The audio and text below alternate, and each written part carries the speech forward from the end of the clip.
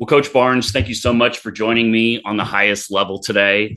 Um, Congrats on the new chapter of your coaching career starting at SMU. And I Thank want to you. start our discussion with that new chapter and kind of like stepping into a new team and just kind of talk about your approach to building culture as you join the SMU Mustangs. Well, first of all, I'm super excited to be in Dallas, your hometown, well, your former hometown. Yes. Dallas is an amazing city. I'm so happy here. Just the life, the people. It's true. I never thought of as Texas and Dallas as the South, but it is the South. There is that Southern hospitality, so everybody's so nice. And I'm called ma'am. When I first got here, I was looking around like, who are you talking to? And I was like, oh, me, because I feel like ma'am is like I felt old. So when my son starts to say ma'am, you know I've arrived. So anyways, but I'm very excited. It was a easy decision for me to come to SMU because of Damon Evans. You know, he's the best AD in the country, but he's also someone that thinks outside the box. He's super dynamic. He everywhere he goes, he touches gold. He builds great things. So I follow him a lot because he always supported women's basketball to the fullest at Maryland. And I love working with former athletes. I think as they get it, they know what it's like. And so when he came here, I was kind of like, wow, he's went to SMU. I was kind of surprised because I didn't really know anything about SMU. And then when received the call, it was just an easy decision for me. And I took the job without coming to campus. Wow. Well, I did my Google research and I came here. I said, Damon, you could have paid me a lot less. Like, this place is amazing.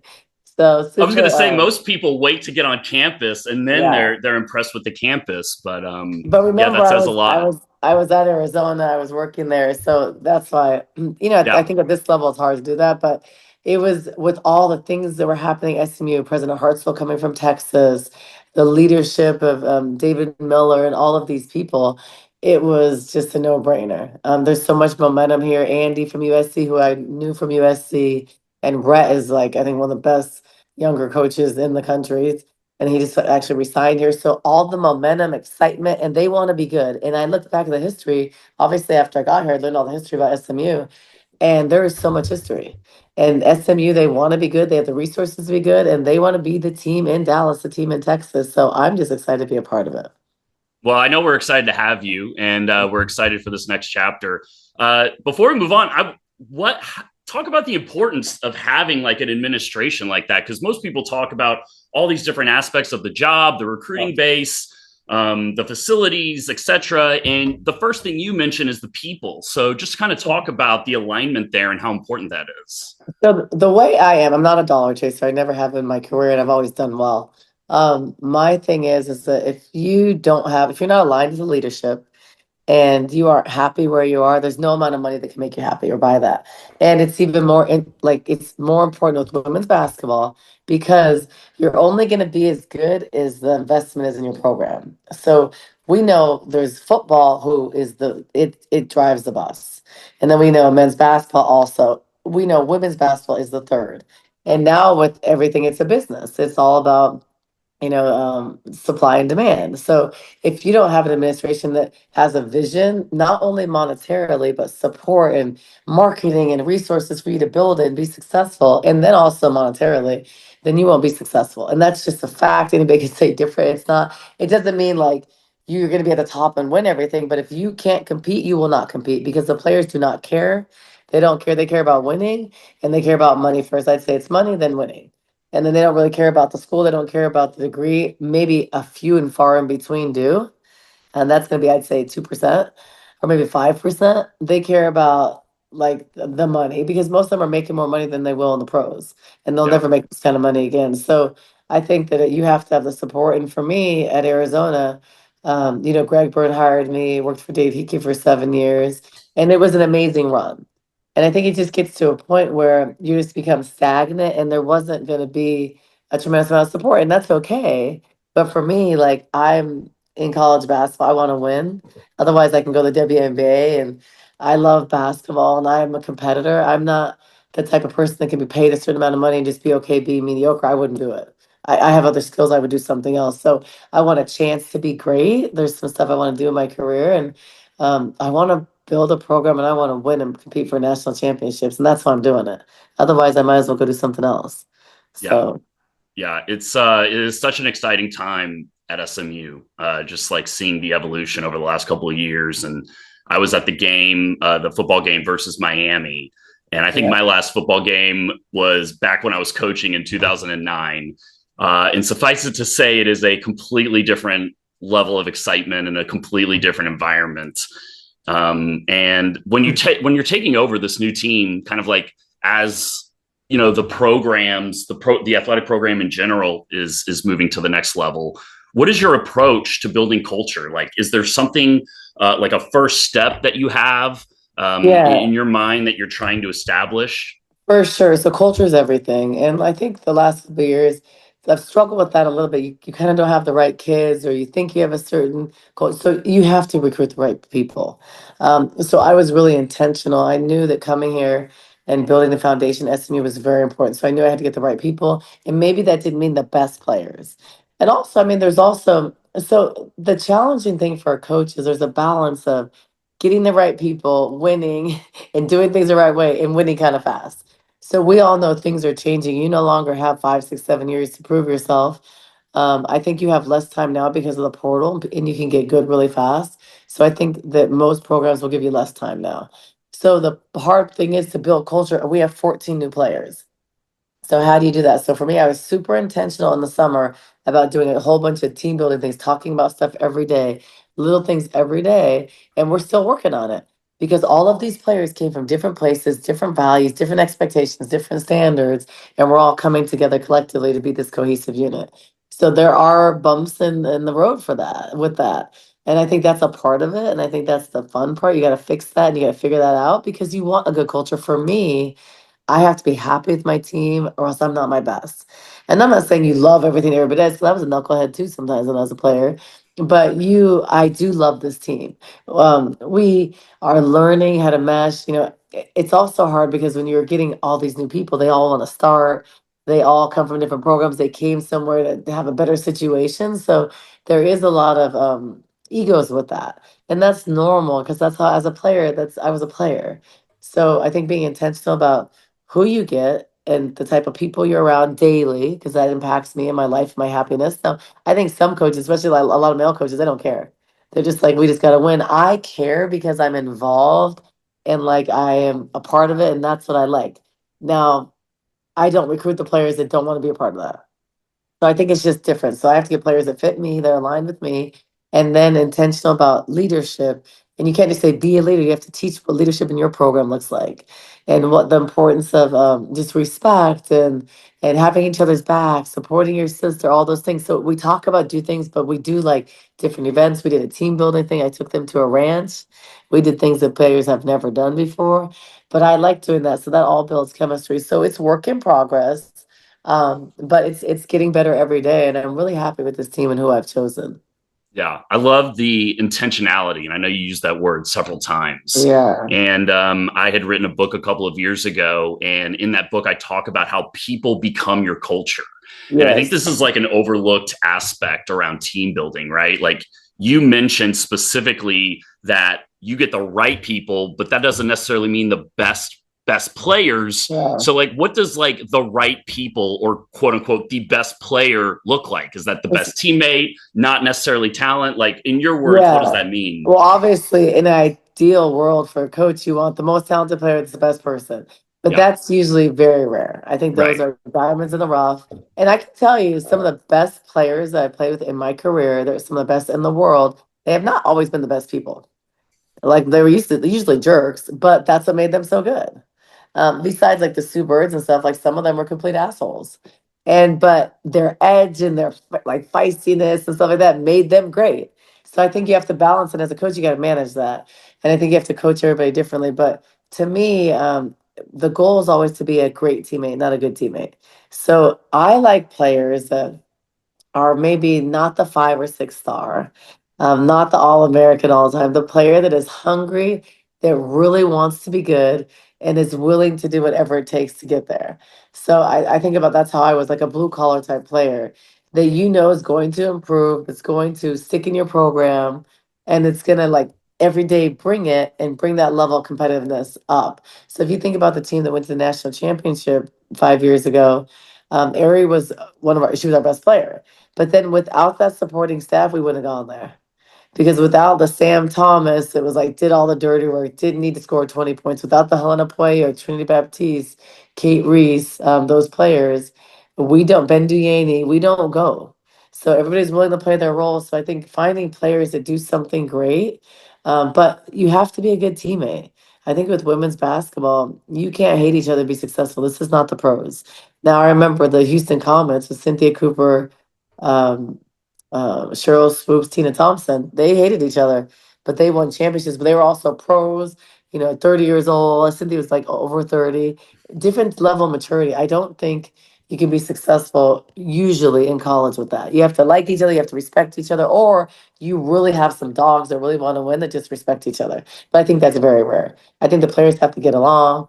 There has to be some chemistry. They have to be cool and hang out off the court, or else I don't think you win at the college level. Yeah. How do you find that out when you're talking to a transfer or a high school All right. player? How do you It's how do you find that? it's hard. So I think years ago you could build that and you could teach your freshmen stuff, and then when they're seniors they lead, but you're not getting players. You have to coach players a year at a time now. So that's the challenge. The challenge is having a great chemistry with a short amount of time and changing 8 people every year. And I think that's very hard. So I think the model is going to change. I think that you just have to do a lot of research and you have to take chances because you're going to keep some players for 6, 7, 8 months. But I think you don't take chances on complete knuckleheads because I think that kills your culture. I won't. But Yeah. also there's also the challenge of sometimes you ask about a player, people don't tell the truth. So there's been situations for me as a coach, I've gotten a player and I'm like, oh my gosh, if I knew this player was like this, I would have never recruited her. But you don't know that sometimes, and that's hard. And I think that's the challenge for women. I think the men have been doing this for a long time. They've had a lot of one and done, so the culture's just been hard, and that's what it is. Yeah. But for women, I think it's also a little different. And men, they don't have to like each other. They can fight in the locker room to be play the next day together. Women can't do that. So I think you have to build a base with some young players like we have now that are great culture kids that they're going to stay in your program, and then they help establish that. Then they become sophomores, juniors, and then you add in some pieces. But Yeah. I am not the type that wants a new team every year of 14 players, like because culture and chemistry is that's really important to me. Yeah. I mean, I love what you talked about, like finding good teammates, because one of the things I wanted to discuss is just kind of like the transfer dynamics and how that Yeah. relates to team dynamics and maintaining culture. Obviously, we're entering into like a completely different era than like what we've had in college athletics. So I think like prioritizing being a good teammate kind of, I don't want to say it alleviates all of those problems, but at least it helps you build a foundation towards building that culture and maintaining it. Well, yeah, and I think players are so selfish. Like overall, like and it's the generation. I don't it's not even the kid, it's just like the generation of kids. They are very self-centered and it's all about me. And like that's hard. I think our generation was a lot tougher and a lot more resilient. I think now it's like you can just get up and go. You can transfer. We couldn't do any of that. So we had to stick things out. I think players nowadays have no coping skills. So I think you have to find players that are balanced, that are good people, that come from a good foundation, come from good parents, because the apple doesn't fall too far from the tree. And I think that someone that's hungry to be great. A lot of people say um they're hard workers and say they love basketball, but they don't. A lot of players don't really love basketball. And like They I'm like being a always basketball player. yeah, and I'm a little bit biased because I was around the Kelsey Plum. I've been around Lauren Jackson, Katie Smith, Sue Bird. I've been around the best of the best, so I know what that looks like. And you don't really see that. Like I haven't met one college player that even comes close to being like a Kelsey Plum, and that's why Kelsey Plum is Kelsey Plum. And so like yeah, Lauren Jackson was Lauren Jackson for a reason. They're just built different. And Yeah. you don't see college players like that. And like I was also a college player that went pro and I realized what hard work is like. So you try to instill that and teach that, but they still don't really get it until they come back and say, you're right. I'm like, yeah, I've been telling you that. But it's just they're young. They're also 18. They're learning. So we have a chance to mold them. That's why I love college basketball. Oh, You have a absolutely. chance to leave your imprint. You have a chance to mold them in the most important years of their lives. So I think all that just has tremendous value. Yeah. And you mentioned this earlier too, when you were talking about building culture, just kind of the importance of developing leaders, and talk about what your approach is when you're thinking about developing leaders. Cause like you said, now it's on very short, like a much shorter time frame than it was maybe previously. So like, what's your mentality when you get a young woman in the program? The standards are high. I'm being on time, being a respectful teammate. You're teaching that stuff daily, and you're talking about it daily and what that looks like. Like it's not okay to be late. It's not okay to um, be the first one to leave. It's not okay to not speak to donors. So you're teaching that. So I put them in situations where they're uncomfortable because I'm supposed to help them grow. So teaching them, like taking them, if I know they're not good at speaking, taking them to different events with me where they have to speak and get out of their comfort zone. I'm just putting them in uncomfortable situations where you know they're growing. I make them always get up in front of groups at donor events and talk, and I know they freaking hate it. But it's like it's my job to make them better, and they're getting better and better. And my girls have done an awesome job. They represent really well. But it's all those little things, having them dress up and go to different events, having them go out and make them introduce themselves to everybody in the room, like all those things. I think that develops, and just your standards, your expectations. I think you learn most of your important lessons through sports. You learn how to fail, you learn how to accept constructive criticism, you learn how to be on time, be responsible, you learn how to work hard and what that looks like, you learn how to not, you don't always get what you want. And then I think I have to teach them how to love the hard stuff because life is hard.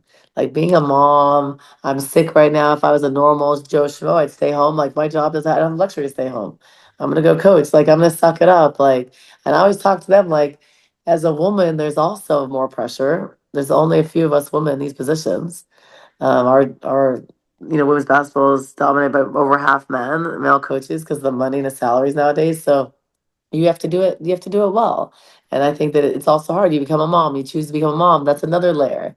Most women don't have kids at this level because it's really hard. You have to have a huge support. So all of those things, but I show them you can do it. Is it hard? Absolutely, but everything's hard.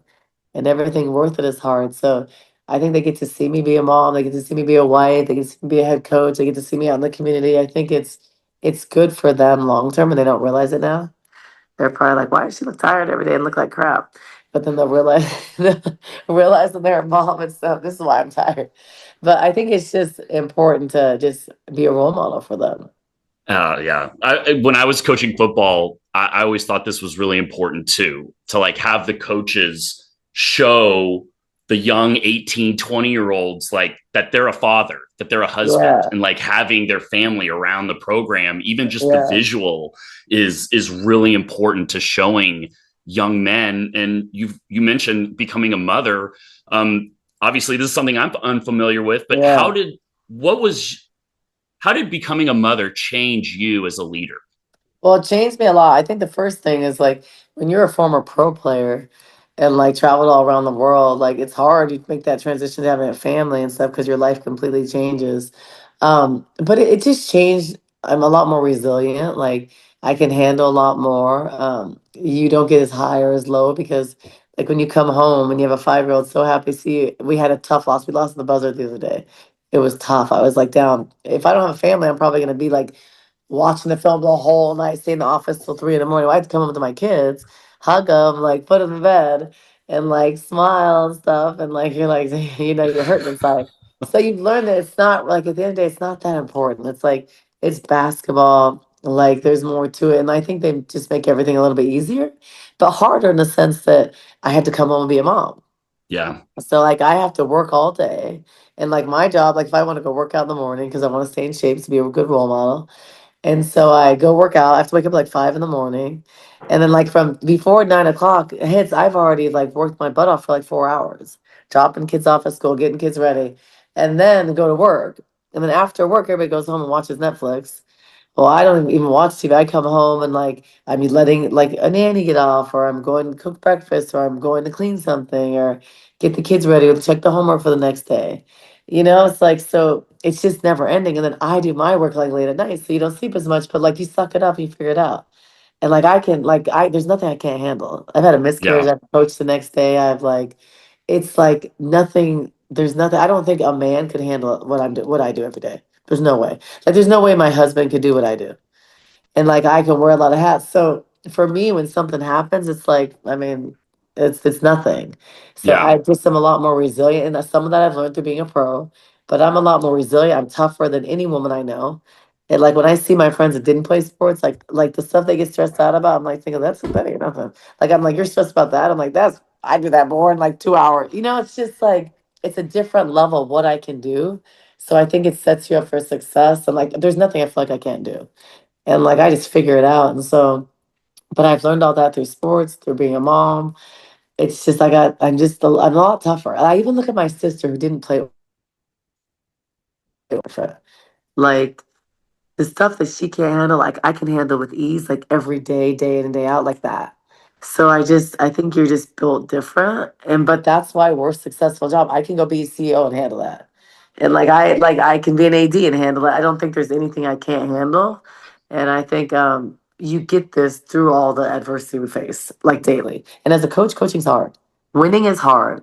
There's a lot of pressure. There's a lot of, but I think some coaches get to this level and they really break under pressure. Oh I yeah, put me down. Like we didn't do well. Like if we go to the national championship, then like it's like hard. Then the program doesn't have money. I end up leaving to another place. So now I love the fact everybody's looking at me. Can she do it? I'm gonna do it. They're gonna watch. It might take time, but it's like that's the next challenge. But I like that. So I like the fact that they're saying, "Oh, can she do it in Dallas?" No, I'm more like, "Watch me." Like maybe I can't do it this year, but we're gonna start. And I'm very confident in that, and I don't second guess that, and I will work my ass off to achieve that. And it's not a stress for me. It's a thing I want to do. It's a thing I'm gonna set out to do. So it's yeah. a process for me. It's interesting. It's almost like being a mother created more balance in your life. It's almost like Mhm. counterintuitive. It's like you said, if you didn't have your family, you'd come home, you'd watch the film, you'd be upset for 72 hours, you'd take it out on Yeah. everybody around you. And it's almost like it's created this balance where you can compartmentalize, like, Or okay, now I'm a, you're okay with the imbalance because there's never a balance. We always say there's a oh, fit, but you're okay. more okay with that. So like there's never gonna be when you're a mom and stuff or coach, you'll never have balance. So you're okay with the fit, the work life fits. But what it does is I think like the part for me, you're mad about a game. You come home, you see your two little kids, they're so happy to see you. Like think of a dog times 100. And then so you're happy to see them. You're not mad with them because like it's like they just are happy to see their mom. So Yeah. that levels you out a little bit. And then you're mad again when you watch the film later. But then it's like nothing. Then the next morning I get up and get your kids ready. And so I think it just makes you realize what is truly important and Mhm. how this is just basketball. It is not a life altering, like, I'm not finding a cure for cancer. So it's significant, but it is a process. And so you have to love that process. The process of being okay with losing and facing and getting better. So I think you just become more resilient and you just Yeah. like, you work it out better. Yeah. And I'm not saying that this has 100% to do with being a mother, but like Yeah. managing the egos on the team. Yeah. How do you kind of approach that? Because you kind of like made a couple of comments around being good teammates, but also kind of like we are dealing with like a different generation in a different environment where there's money and transfer dynamics. So, how do you manage these egos? Is it something where you're communicating every day? And like, how do you draw the Yeah. line with those people? Well, you just have to communicate. You have to be honest and transparent. And I think just honesty and open conversations. And where there isn't guessing, because I think where there's silence, there's guess, and you don't want people thinking what they think you know. So I think you have to say it and be transparent about it. Like I'm gonna have a little team meeting today and, talk about just the team in general and roles and different stuff like that. So I think you have to be super specific on what you need, what you want, and what you expect. And I think players want to be coached, players want discipline. And I think you just have to instill that and you have to be consistent.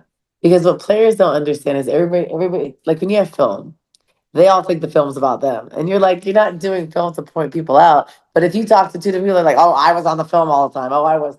No, but you have to let them know this isn't a personal thing. I love you guys. This is to make you better. And out of the love, I'm teaching you. And so I think that when the players know how much you care, I think that they are willing to listen to more things. So you have to take time. And I think the last couple of years, I haven't done a great job of that because I've just been frustrated with certain things. And especially like at the end of Arizona. And I didn't do a great time of what my strengths were, and that's relationships with players and I think I got away from that a little bit because you get burned a couple times. And as a coach, you get burned and you pour into somebody and you do all the right things and then you get just like crushed behind the scenes. And so it makes you take a step back. And I just have got to the point where I'm not going to be anything different. I'm going to be me. I'm going to be transparent in who I am and what I do. And like, if one day I don't like it anymore and I can't relate or I can't get the best of the players, I don't need to do it. I can go to something else. I have skills. I can do other things. So like, I just, while I love it and I'm passionate, I'm going to be who I am and not let that change me. But I can see how like a 30-year coach who's been through all these things, been burned so many times, it's way more business. And I never wanted to be like that. But I do see, and I've learned to like just you can't trust players. They're young. Yeah. You have to really just be like just not transactional, not like that. But you have to also protect yourself. Because like some things I've got my feelings hurt a lot, like, wow, that hurt. Like, wow, she did that. Like it didn't really hurt my feelings. I would never do that. And I pour it into people and like got burned. I've spent years on people like recruiting them. And then you get burned so bad and the narrative's out there and you're like, wow, I've spent like thousands of hours, lost my family time on counseling this player daily, and it's like, that's what happens. And it really hurts you. And so I think you learn as a coach, okay, you can sometimes say no. You're not going to choose. Like, so you have to learn that balance a little bit too. And because before I would never say no. And now I'm like, I've been burned a couple times. I'm like, okay, I'll get with you tomorrow about that, you know? Yeah. Yeah. So, Well, last couple of questions and kind of related to what you just talked about. How how are you approaching this team or this program differently than you approached taking over Arizona? um, it's different because I have the experience of I have done it. I have done it. So, I didn't really know it. Arizona was my first head coaching job. I was learning how to put everything together. It was all so new. Didn't know how I'd build it. I've looked at the mistakes I've made, what I could have done better, the things I could have avoided, the blind spots. And I've really critiqued that. And I'm very self-aware of my strengths, weaknesses, and what I do well, and I critique myself a lot. So I've looked back at those, I've analyzed the things, and I'm better now. And so now I know that also I'm at a higher level pay, I'm at a higher level coach. Like I'm also paid now to do a specific thing. And I have an understanding of that. I didn't really understand before. I didn't even know when I took the job in Arizona what the salary was at first. Like I didn't know where the salary ranked. I didn't care. That was the lowest paying job in Power Five. I had no idea that till someone told me. And I was like, oh damn, that sucks. But like I didn't really care. So now I'm at a certain level. I'm being paid to bring here and change this program when, and I understand what comes along with that. And I have a clear understanding. I'm very good at business. I understand those things. So I'm more prepared to do it at a higher level now. Mm, yeah, I love that. Well, we're all very excited to have you on the Thank you. hilltop. That's for Thank sure. you. Before we get out of here, I have to know you've been in Dallas for maybe roughly 6 months. Any like restaurants or hot spots that you've really kind of like taken to, and it's like everybody knows you're going to be there every Well, week, or like what, so when you're a what's going mom, you don't on have with time. like the When you're a restaurant mom, scene in you don't have Dallas? time for that. You don't like have time. So I wish that was the case because I'd be at certain spots. You're not hitting the bar after work when you're a mom. Yeah, You're but are hitting. you? But Mia's Tex-Mex, you can't make it down to like You the know what? I Tex-Mex don't. restaurant. What I can say is I don't love Tex-Mex. I think Mexican food in Arizona and California is way better. That's Oh honestly, wow. yeah, that's I know that's bad. Okay. So I don't love Okay. mi cocina. I don't think it's good at all. So like the places I like kitchen and cocktails. I don't like that heavy food all the time. It's super salty, but I do like it. It was a vibe. It was like a club in there. I'm always dressed like this, so really underdressed. I like Moxie. I like the vibe in there. Okay. Yeah. I love HPV, so Highland Park Village. I love the little restaurants in there so you can walk around. For breakfast, I love 360. Okay. And I like Breadwinners is good. But I Oh, try to eat pretty classic. healthy, so I'm not going out like eating fried food and stuff all the time. Okay. But like, yeah, those are the spots I like. And obviously I like stuff like the healthy stuff like Chop Shop and oh, what's that other restaurant like? It's down the street here in Preston, near Preston Village. Oh, True Food Kitchen. I True love Food that. Kitchen. That's a Oh chain, yeah. but I so that's like my type. Sometimes we'll go to date to True Food Kitchen because it's healthy. Yeah. But I like the fact like my husband's from Italy. I like there's Italian restaurants. I like there's good steak places. Del Frisco, I think. Oh, yes. Yeah. I like that. So those are I like all those spots. The food scene in Dallas is amazing. The It's shopping scene, crazy. and I love HPV. I love the shopping there. It's just too expensive. Like I've realized in Dallas, even like I'm gonna have to work 10 more years because you spend so much money. So Yes. it's like, yeah, Yeah, you are definitely in the bubble in North yeah, Dallas. yeah. So, but it's beautiful there, and there's a great restaurant It scene, and it's a is. great city. So, Great people. I really love the people. I have never been treated so well anywhere I've lived. When I moved here, I got like 5 things from neighbors, like homemade bread, homemade cookies, welcome back. Like from the neighbor, not my direct neighbor, from someone I share an alley with. I had mhm. never had anything like that. It was so nice. Like Yeah, I've never met. yeah. The So Southern kindness very happy. in Dallas and Texas in general is great. It's Uh, really good. well, Coach Barnes, thank you so much for joining me. Again, we're really excited to have you on the hilltop, and appreciate the conversation today. Yeah, thank you so much. Pony up.